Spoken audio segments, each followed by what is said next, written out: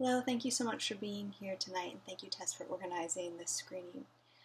My original impulse to make Swarm Season came from this great feeling of unease over the climate crisis, the collapse of countless species.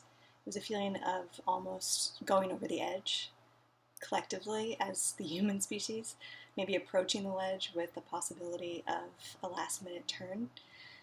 I began back in 2015, where in the US we were a year away from the election that would lead to Trump becoming president. And today it may feel like we've gone over that ledge, in fact, but I'm still hopeful.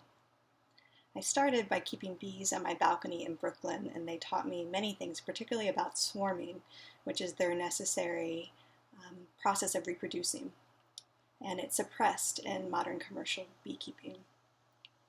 One of my beekeeping friends introduced me to Allison, who you'll soon meet, and she has an unconventional approach to working with bees in her home in rural Hawaii.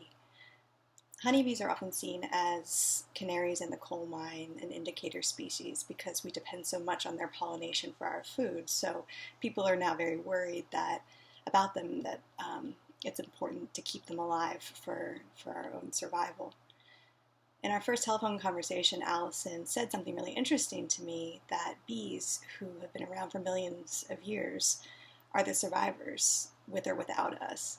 So they may be rejecting our commercial practices with all these big die-offs, but they'll ultimately survive in the wild.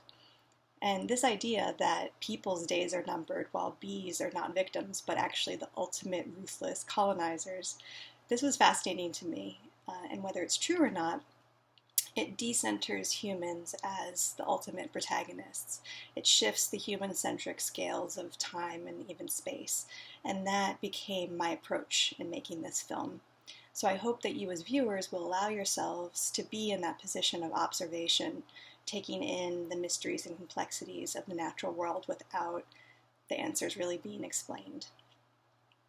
When I first traveled to rural Hawaii for my initial research trip, I lived off the grid for a month on my own, and I found it to be a place kind of out of the ancient past and near future at the same time. I sort of imagined this speculative fiction.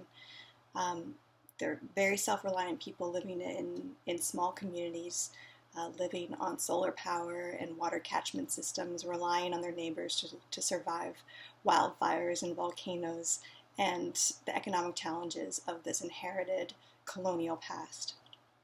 There was an urgent land rights crisis going on over the development of the sacred Mauna Kea.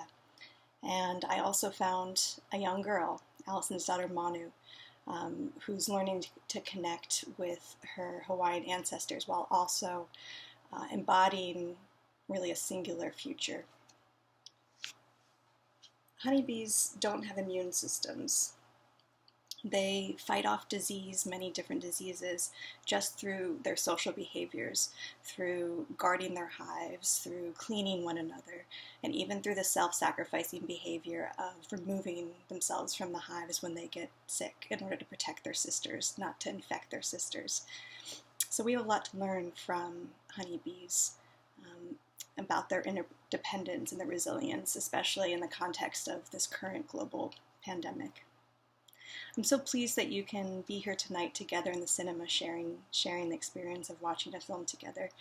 I'm wishing you the best, and thank you again for being here.